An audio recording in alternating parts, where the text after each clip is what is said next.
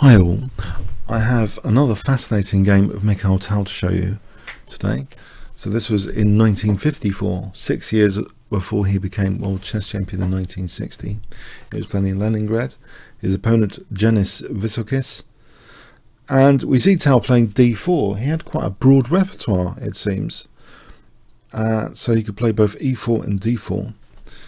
Mind you, back then, theoretical knowledge wasn't so great as now, so maybe there was a little bit more flexibility for players to have a broader repertoire without too many downsides. We go into the King's Engine defense, and in particular, Tal uses the mÿ variation. So f3 is the mÿ variation, and here bishop e3, e5, d5. White enjoys a space advantage, and it's a fairly simple plan, this battery. Sometimes you're just trying to open the h file and exchange off these bishops. Black though plays f5, and you can also think about switching plans if black's quite quick to play for f4. You can play on the queen side, so you don't need to be, in fact, desperate for a king side attack. Black does release the tension a little bit here, and white can comfortably play on the queen side in this position. White has an advantage over this side of the board. Now here, maybe it's interesting to consider things like king b1 and rook c1. We see knight ge2, which does block the c pawn, and pedantically black plays knight b6. Is knight going to go back just to protect c4? No, there's another move, queen d3. We have g5, king b1, bishop d7, knight c1. So white's just playing on the queen side. He's got the advantage there, doesn't have to go for the king. Black plays c5, and this leads to a very pleasant looking position now, this c5, because white's got that pressure on the d file and can hit the d6 pawn now hard, which he does with c5. So it looks like a fantastic position with the white pieces. C takes d6, black's pawns are fragmented. There's a very, very nice diagonal here, this pressure after bishop c5. Now the rooks get connected. It's a beautiful position. Knight b3, which means actually the c5 square is under lock and key. White could just play on the c5 square for a bit. But here, after bishop e8, white's got a very, very pleasant position. And engines suggest, to try and crack open the king side. Well, strong engines today would say, maybe just g4 or g3. If g4, then h4 later, and just try and crack open the king side, or g3 and h4. Play on the king side, try and open up lines. And there's sometimes, if this pawn goes, there's sometimes maneuvers like bishop f2 to h4 later. And also white can also play on the queen side at the same time. This next move by Tal, I believe it's spectacular looking. But, technically, there's ways of kind of maintaining the tension in the position as well to think about.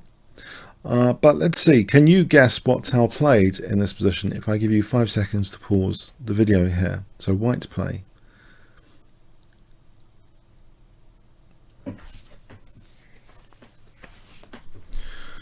Okay, knight d5. Yeah, this is employing tactical solution for the position based on loose rook on a8.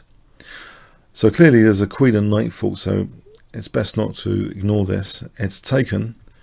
Queen takes d5 check. And here, yeah, black seems to have set up actually a rather ingenious mechanism after queen takes a8. For guess what? What would you play with black here? And think, wow, you're going to beat Mikhail Tal. So black to play. Bishop c6, yeah, trapping the queen. End of game. Is this a disaster game I've just shown you of Mikhail Tal? Oh dear. Not only had a fantastic looking position, he could have just played on the king side as well as the queen side. And now he's got his queen trapped and there seems to be no way out. Or is there? Funny enough, there is actually a resource in this position which keeps white in the game. Can you guess what white plays here? if I give you 5 seconds starting from now. There's a saving resource in this position, believe it or not.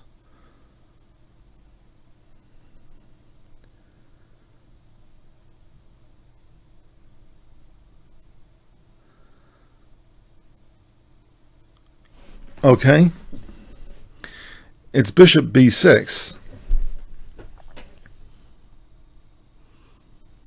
It gives the queen an escape route if that's taken. It gives the queen a6, for example. But also, the thing is here, the queen doesn't even have to use a6 immediately. White can now actually also now use the pin on the bishop, so rook c1. And technically best might be bishop f8 here. This starts to get tricky for black, even though black's material up in this position. This position now is starting to be a little tricky because white has an easier to play game here. The rooks are coordinating quite nicely. So basically it's rook against a knight and bishop, and the rest of the pieces are like knight, bishop and rook. Factor knight, bishop and rook out. It's rook versus knight and bishop. But yeah, 2-1 pawn majority here. Black is keen to play this move to exchange off a pair of rooks. Now this might not be best, but it's starting to be a bit tricky anyway, this position. Maybe like knight d6, white didn't want that authority over the c file with the two rooks. And yeah, white's position is just fairly kind of easy to play with for a while. But anyway, black decides to try and simplify his material up. We have rook c1, so one pair of rooks come off. But now we see knight d2 challenging this knight on d6, potentially with knight c4. Alternatively, there's also bishop c4 supported, pinning that knight.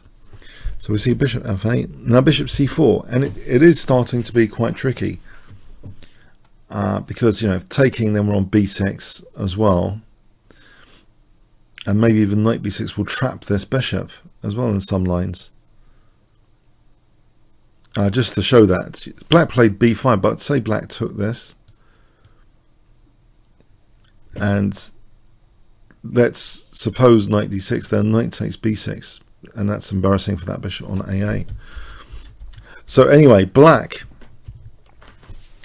here, this pin is not nice on f7. Clearly, black played b5, and the pin is maintained with bishop e6. And this is actually really quite a clever move as well, because that king's going to struggle to get out of this pin. But also, the c4 square is still useful for white potentially, because now after king g7 trying to get out of the pin situation, we have the move a4 trying to undermine black's c4 control for knight c4 to be played, which would really collapse the entire black position. It seems it will put black on the verge of collapse. Black played king f6, really trying to get out of this pin here. You know, if taking, then knight c4, you know, a lot of black pieces, virtually all of them, will be imprised soon. You know, for example here, check takes, and we've got the bishop hanging, we've got the knight hanging. It would be a total disaster.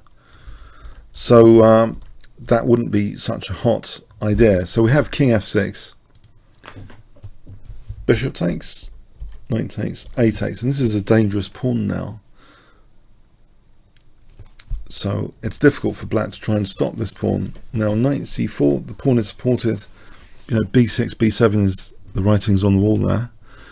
But first, rook a7 is played here, which embarrasses that bishop. It's really, this pawn chain is actually means this bishop is now lost after g takes. It sacks itself. But yeah, white's now material up with a huge pass pawn, b pawn, which he pushes. Now this threatens b7 check, and then queening, still b7. And here black resigned. Yeah, so it seems black, you know, there was one trap in the position which Tal didn't even need to play knight d5. He could have maintained the tension, but it was spectacular looking, especially how the queen, it looks trapped, but bishop b6 was a star move in the circumstances. So maybe that had been foreseen by Tal. It's possible, because, you know, black's position is actually quite difficult to play. The rook against bishop and knight, basically in balance. It seems as though black really needed some high precision moves after that, but yeah, white's play involving the pin, intensifying the pressure and undermining the c4 square was very, very good, I believe. I hope you like that as well. Comments or questions on YouTube. Thanks very much.